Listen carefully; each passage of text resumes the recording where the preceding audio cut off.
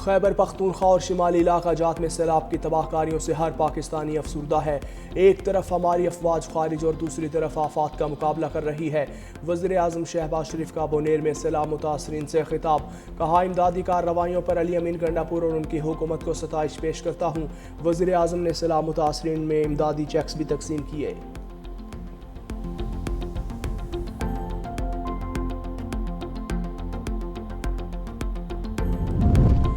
Field marshal Syed Asim Munir کی کامیاب diplomacy کی دنیا معترف۔ فیلڈ مارشل کے دورے سے پاک امریکہ تعلقات نئی بلندیوں کو چھونے لگے۔ واشنگٹن پوسٹ نے پاکستان کی حالیہ سفارتکاری مہم کو بہترین قرار دے دیا۔ رپورٹ میں فیلڈ مارشل کا دورہ پاک امریکہ تعلقات میں ایک نئی جہت کی علامت قرار۔ واشنگٹن رپورٹ کے مطابق ٹرمپ کا صدر بننا پاکستان کے لیے چیلنج سمجھا جا رہا تھا، لیکن اس کے برعکس پاکستان نے وائٹ ہاؤس کے ساتھ قریبی تعلقات کو فروغ دیا۔ بھارت سے جنگ بندی کے بعد پاک امریکہ تعلقات میں مزید تیزی آئی۔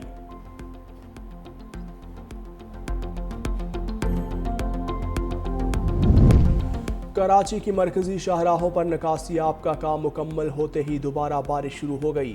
شارع فیصل کالونی میں سیاہ گھٹائیں چھانے سے دن کے وقت رات کا سما۔ آئی چندری گڑھ روڈ، صدر PECHS airport, nursery, Gulshan Iqbal, کالا پل، طارق روڈ، محمود آباد، کرنگی، ڈیفنس اور M9 موٹر وے کے اطراف بھی تیز بارش۔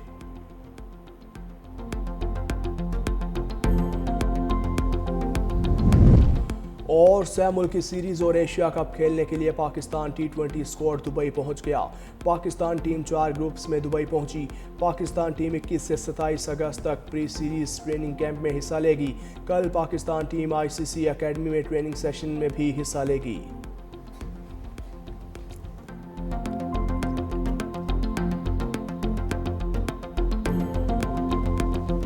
حال تو جا کر دیکھیں، 3.5 کروڑ لوگوں کی آبادی کا شہر پاکستان کا کوئی ضلع، کوئی تحصیل اور کوئی گاؤں ایسا نہیں ہے جس کا تعلق کراچی یا کراچی کے لوگوں سے نہ ہو۔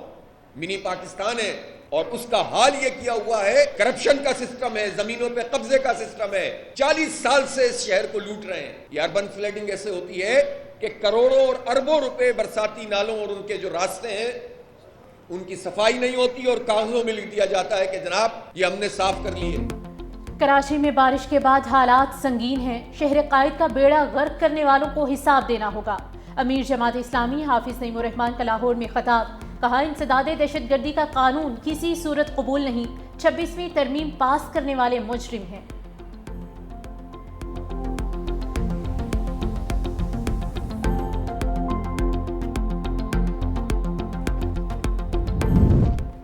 کراچی کے علاقے اورنگی ٹاؤن مومن آباد میں خستہ حال عمارت دھماکے سے گر گئی، ملبے تلے دب کر 7 افراد زخمی۔ پولیس کے مطابق خستہ حال عمارت میں ANP کا دفتر قائم تھا۔ جیسے ہی پنکھے کا سوئچ آن کیا تو مکان زوردار دھماکے سے زمیں بوس ہو گیا۔ بوم ڈسپوزل اسکواڈ اور کرائم سین یونٹ کو موقع پر طلب کیا گیا۔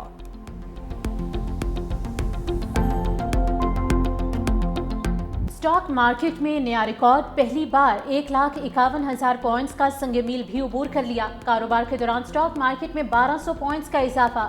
Pharmaceutical, banks, cement, IT companies کے شیئرز کی خریداری بڑھ گئی۔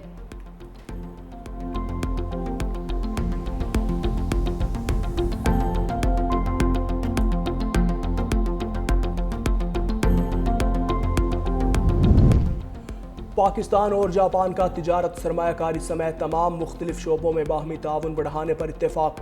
وزیر اعلیٰ مریم نواز کی جاپان کے خارجہ امور کے سینئر وزیر مایا جیٹا کوما سے ملاقات۔ سینئر وزیر کی مریم نواز کو پہلی خاتون وزیر اعلیٰ بننے پر مبارکباد۔ سیلاب سے ہونے والے نقصانات پر اظہار افسوس کیا۔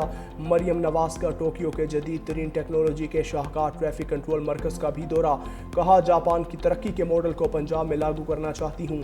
لاہور کو جدید ٹریفک مینجمنٹ سسٹم کے ذریعے پہلا اسمارٹ سٹی بنایا جائے گا۔ قدرتی آفات کے مقابلے کے لیے جاپان کے تجربات سے استفادہ کریں گے۔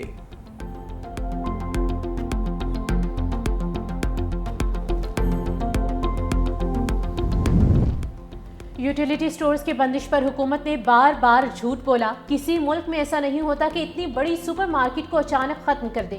پیپلز پارٹی کے سینئر رہنما نوید قمر کی پبلک اکاؤنٹس کمیٹی میں گفتگو، کہا مجھے لگتا ہے یوٹیلیٹی سٹورز کسی اور کمپنی کو دے دیے جائیں گے۔ چیئرمین جنید اکبر خان نے کہا کہ 17 سال سے کانٹریکٹ پر لوگ رکھے ہوئے تھے، غریبوں کا کیا بنے گا؟ MD تو آج بھی تنخواہ لے رہے ہیں۔ خواجہ شیراز محمود نے کہا کہ IMF کے کہنے پر اداروں کا قتل نہ کیا جائے۔ سیکرٹری صنعت و پیداوار نے کہا کہ جمعے تک یوٹیلیٹی سٹورز ملازمین کے لیے فائنل پیکج لے آئیں گے۔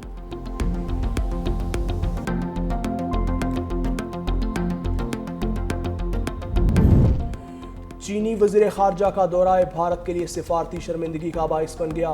وانگ یی نے پاکستان میں چینی منصوبوں پر رو کے براہ راست دہشت گرد حملوں کے ناقابل تردید ثبوت بھارتی قیادت کے سامنے رکھ دیے۔ دہشت گردی میں ملوث را کے افسران اور اہلکاروں کے ناموں کی فہرست بما ثبوتوں کے بھارتی وزیر اعظم کو پیش کی۔ را کی طرف سے BLA مجید بریگیڈ اور TTP کو دی جانے والی فنڈنگ اور اسلحے کی فراہمی کی تمام خفیہ تفصیلات بھی سامنے لے آئے۔ چین نے بھارت سے تعلقات کی بحالی کو بھارتی دہشت گردی اور پروکسیز کے خاتمے سے مشروط کر دیا۔ پاکستان، چین اور افغانستان کا کابل میں سہ افریقی اجلاس۔ نائب وزیر اعظم اور وزیر خارجہ اسحاق ڈار اجلاس میں شرکت کے لیے افغانستان کے دارالحکومت کابل پہنچ گئے۔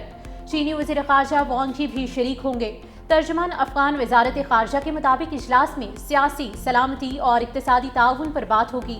اجلاس کا مقصد خطے میں ترقی اور عوامی خوشحالی کے لیے تعاون بڑھانا ہے۔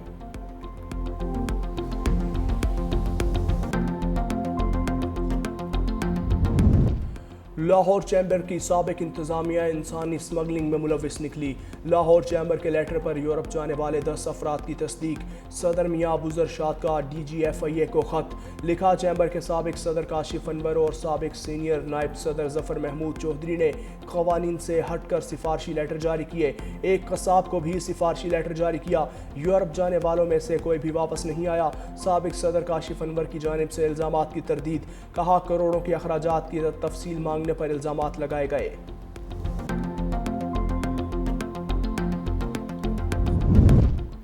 GHQ گیٹ حملہ کیس میں عمر ایوب، شبلی فراز کے وارنٹ گرفتاری جاری۔ راولپنڈی کی انسداد دہشت گردی عدالت کا کمل شوزر، زرتاج گل سمیت 14 ملزمان کو گرفتار کر کے پیش کرنے کا حکم۔ تمام ملزمان کی حاضری سے استثناء کی درخواستیں مسترد کر دی گئی۔ تمام ملزم سرگودا، فیصل آباد اور لاہور کی عدالتوں سے سزا یافتہ ہیں۔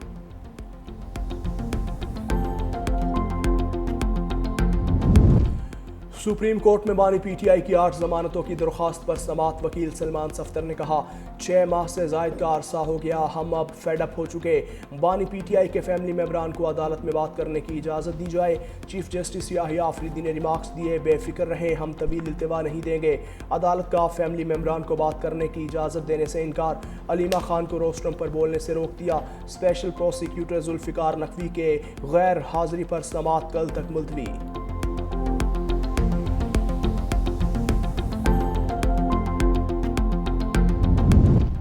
بانی PTI نے قومی اسمبلی میں محمود خان اشکزئی کو اپوزیشن لیڈر نامزد کر دیا۔ سیکرٹری جنرل PTI سلمان اکرم راجہ نے میڈیا سے گفتگو میں تصدیق کر دی، کہا سینٹ میں اعظم خان سواتی کو اپوزیشن لیڈر نامزد کیا گیا ہے۔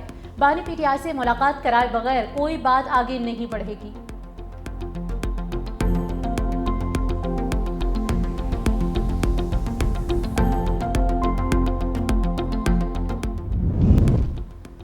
روسی صدر پیوٹن کا سعودی ولی عہد محمد بن سلمان سے رابطہ، صدر ٹرمپ سے الاسکا میں ہونے والی ملاقات کے نتائج سے آگاہ کیا۔ صدر پیوٹن کی امن کے لیے سعودی ولی عہد کی تعمیری کوششوں کی تعریف۔ دوسری جانب پیوٹن، زیلنسکی اور ٹرمپ کے درمیان ملاقات آئندہ ہفتے متوقع۔ ترجمان وائٹ ہاؤس کے مطابق ہونے والی سہ افریقی ملاقات کے لیے انتظامات کیے جا رہے ہیں۔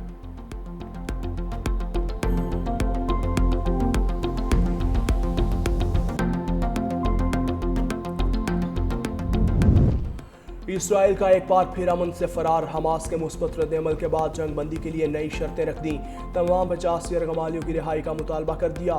کل سے غزہ سٹی پر قبضے کے لیے آپریشن بھی متوقع۔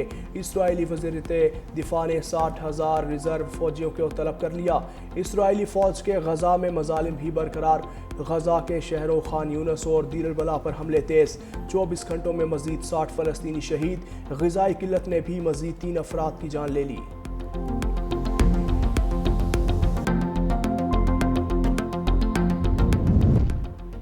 نائجیریا میں نماز فجر کے دوران نامعلوم افراد کی مسجد میں فائرنگ، 27 نمازی شہید، متعدد زخمی ہو گئے۔ زخمیوں کو طبی امداد کے لیے ہسپتال منتقل کر دیا گیا، حالت تشویشناک، ہلاکتیں بڑھنے کا خدشہ۔ حملے کی ذمہ داری کسی تنظیم نے قبول نہیں کی۔